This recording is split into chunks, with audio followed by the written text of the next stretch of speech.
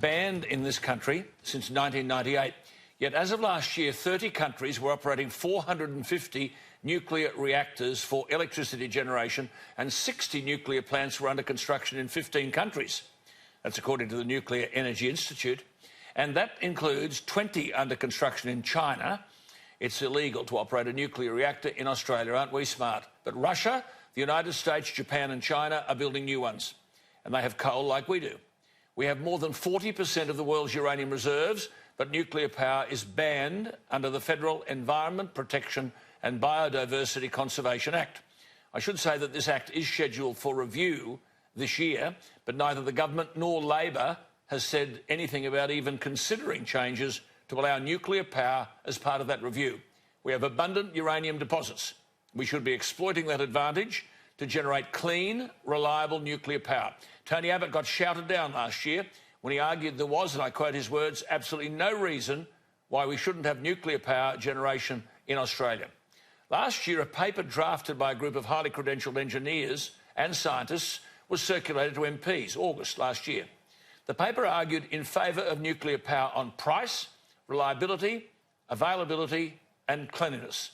It wouldn't even have been read. No wonder the Professor of Nuclear Engineering at the Massachusetts Institute of Technology has said that Russia and China are light years ahead of us. Every year we export more than 400 shipping containers of uranium, enough to generate all of our own electricity with zero emissions. 30 countries with 450 nuclear reactors, 60 nuclear reactors currently under construction in the world.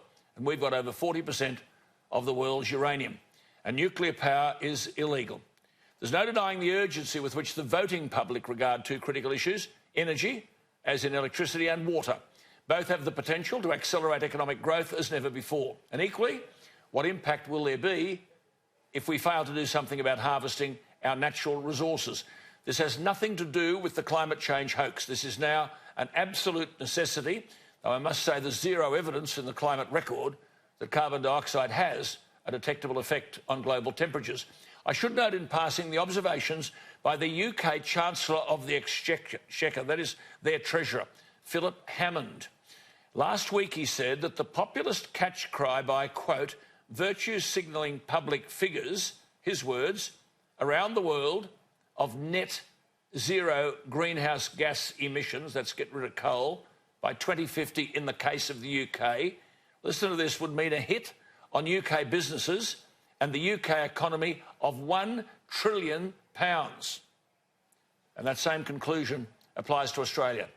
The populist catch cry of so many virtue signalling public figures in this country, none of whom will put a price on the Australian economy of such rubbish as renewable energy targets and the virtual elimination of coal-fired power. This will take us back to the Stone Age. We are in an energy crisis. Our record in relation to coal-fired power is a disgrace.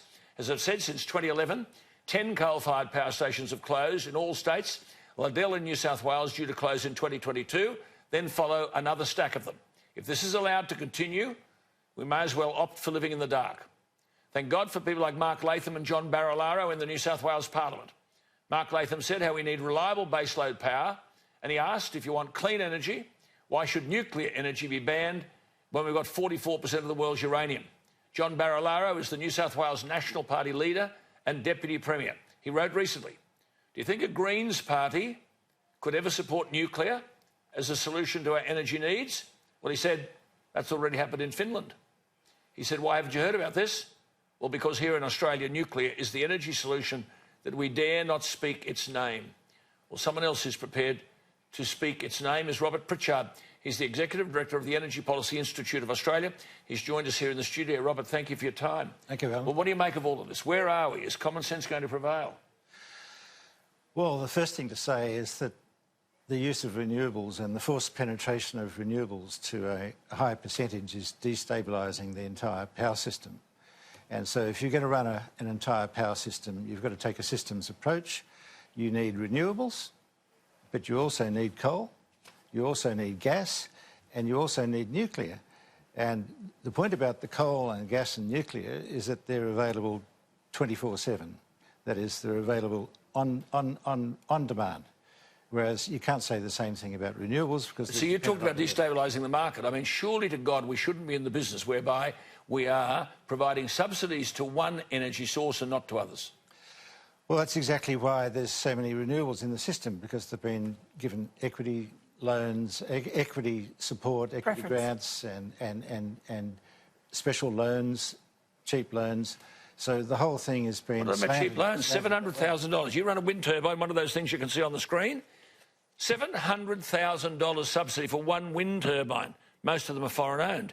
I'm just looking today at the International Atomic Energy Agency, Robert, which said simply, nuclear power plants produce virtually no greenhouse gas emissions or air pollutants. There's a good case, isn't it? Absolutely. And that's the way we've got to go if, in fact, we're going to meet the climate change challenge. And so nuclear's got a part to play. You're not going to replace the whole system with nuclear, but it's got a part to play. All these technologies have got a part to play in a system, and you've got to take a holistic approach. But, I mean, nuclear, no country's got 44% of uranium. I mean, we just are so richly endowed, and we're denying ourselves that benefit, aren't we? We are.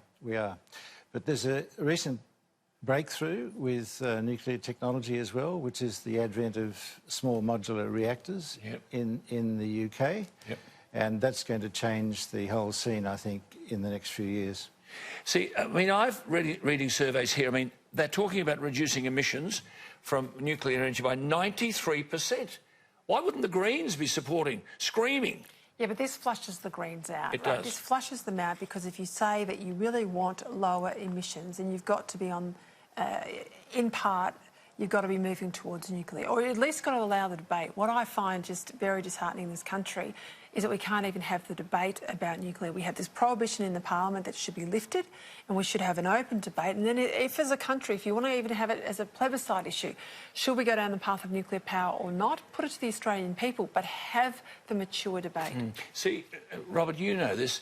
Our exports of uranium to India have been ramped up. They increase every year. Why is it OK for India but not for us? Well, there's no sense to it. Maybe it's democracy, I don't know, or democracy gone wrong. No. Sure. Well, it's democracy in India on the question of nuclear energy. I've just come back and they have there as part of their energy mix. There's no democracy in Australia on this issue. When was the last time Australians had any say on whether or not we have nuclear, indeed when we have coal? The only time it's been an election issue, coal in particular, last election and in 2013 to repeal the carbon tax, and lo and behold, the people voted for coal. Well, in the last state election in March, New South Wales, John Barilaro, on a very, very marginal seat of Monero, with a very narrow margin, argued for nuclear energy, argued that there should be nuclear reactors, argued that we've got to stop playing safe and get this thing on its way. He got a margin of 11%. Everyone in his electorate knew what he stood for: nuclear energy, winding back the legislative opposition to it. He got a margin of 11%.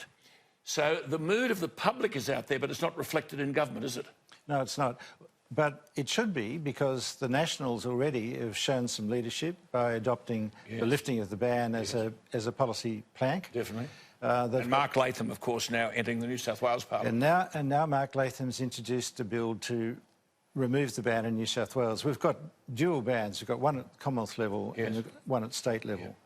Now, New South Wales look as though they might be able to take the running here. And the bill was introduced by Mark Latham. It's now been referred to a special committee, the Standing Committee on Economic Development for New South Wales. It's a multi-party committee consisting of 6 members of Parliament. They'll be issuing invitations to the community, to the public, the people who've got a stake in this. They'll be issuing those invitations to make submissions to that committee and to appear before that committee. So hopefully this is a sign of democracy beginning to work. Absolutely. And of course, we're talking about jobs, high-income jobs and so on. Just in time frame before we go, supposing we got the go-ahead tomorrow, how long would it take before nuclear power would come on stream? Oh, look, reasonably, it has to take 9 or 10 years. Yes. So the longer you take to start, the longer it's going to take to bring it in. That's the key. They've started to accelerate the technology with these new small modular reactors, but they're yet to start producing them in the US. They're produced in 60 megawatt units or modules, and this is going to be the new idea. I mean, the old-fashioned, large-scale power stations of 2,000 megawatts, you know, for example, the size of the Liddell coal mine in the Hunter Valley, those days are finished. Even in the States, they found that the time delays broke the back of the project. Yes. Well, I mean, that's the thing, isn't it? I mean, if you were going to power a house, your house, for a lifetime, it would take about 150 tonnes of coal. It'd take about 1.25 kgs of uranium. So a bottle of Coke. I mean, the comparison is... But the key issue that you're saying, Robert, is that we've got to start now. Time's against us. That's often used, I think that's a great analysis. It's less than a decade you could get it up and running, because often people will say you can't have nuclear in this country because it takes us so long to scale up all the experts. Now, if we want to be a clever country, if we say we can build all these submarines here in Australia, which are nuclear, that we're turning into non-nuclear submarines, surely we can build a nuclear industry. Good stuff. Robert, exactly. Good to talk to you. Keep at it.